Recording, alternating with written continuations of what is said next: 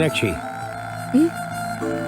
எதுவுமே பேசாம அமைதியாவே வர, அப்படின்னா அந்த அதிர்ச்சியிலேருந்து நீ வெளியில் வரலன்னு அர்த்தம். யார் அவங்க, எதுக்காக உன்னை துரத்தினாங்க?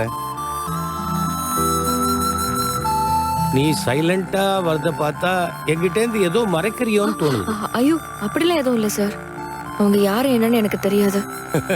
அவங்க யாருன்னு தெரியலையா, இல்ல இதெல்லாம் இவங்கிட்ட எதுக்கு சொல்லணும்னு நினைக்கிறியா? ஐயோ, அதெல்லாம் ஒண்ணும் இல்லை சார். நிஜமாவே அவங்க யாருன்னு தெரியாது.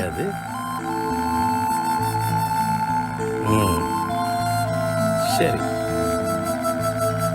அதோ பாரு, அங்க லெஃப்ட்ல அந்த ப்ளூ கலர் வீடு, அதான் அதான், அது அப்படியே அப்படி இங்க நிறுத்திக்க.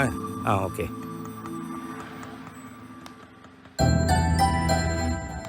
என்ன மீனாட்சி, வீடு பூட்டி இருக்கு, பாட்டி எங்க?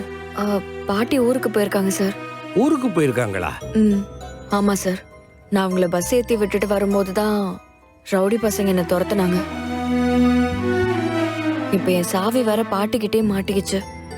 வெளியில சொல்ல முடியாத ஏதோ ஒரு விஷயம் உங்ககிட்ட இருக்கு.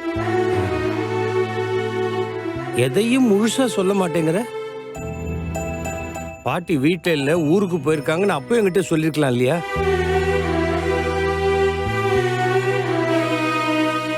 என்கிட்ட எதையோ மறைக்கிறேன்னு தோணுது. சார், அப்படிலாம் ஒண்ணும் இல்ல சார். இல்ல பரவாயில்ல, விருப்பம் இல்லைன்னா சொல்ல வேண்டாம். உங்ககிட்ட மறைக்கிறதுல என்ன சார் இருக்கு? பாட்டி திடீர்னு ஊருக்கு போகணும்னு சொன்னாங்க. பாட்டியை கொண்டு போய் விட்டுட்டு வரும்போதுதான்.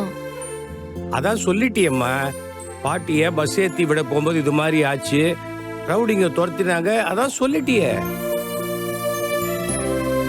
நீ ஏதோ குழப்பத்துல இருக்க. தனியா இந்த வீட்டுல இருக்கிறது உனக்கு சேஃப்டி கிடையாது. பேசாம எங்க வீட்டுக்கு வந்துரு.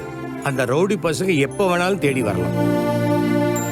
நான் சொல்றதை கேளு, நீ நம்ம வீட்டுக்கு வா, அதான் உனக்கு நல்லது.